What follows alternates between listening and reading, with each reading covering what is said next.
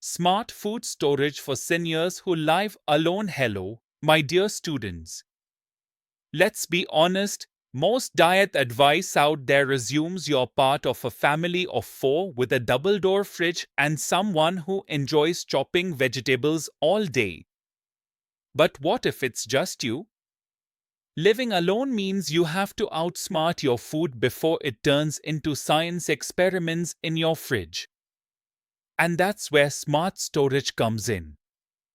Let's start with the golden rule: frozen is freedom. You see, can veggies? They come in bulk. You open one can of green beans and suddenly you're eating green beans for a week or tossing them in the trash. But frozen vegetables? You scoop out what you need, sip up the bag, and the rest waits patiently for tomorrow. Want spinach? Take a handful. Need carrots? Grab a cup. Broccoli for one? No problem. Now let's talk about protein.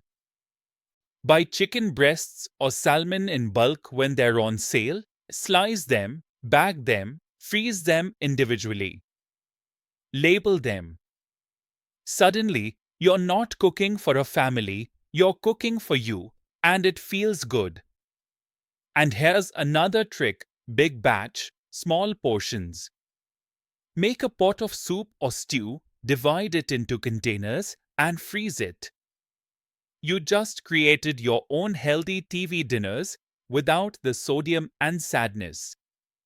Oh, and pantry staples? Oats don't go bad. Rice doesn't spoil. Canned beans last years and you can mash them into spreads, toss them in salads, or make quick chili. This isn't just about eating well, it's about living with dignity and ease. Smart food storage means fewer trips to the store, less waste, and more control. Because living alone doesn't mean you have to cook alone, clean alone, or eat garbage. If this helped you out, give it a like, subscribe, and check out our healthy senior recipes and supplements at avidasana.com.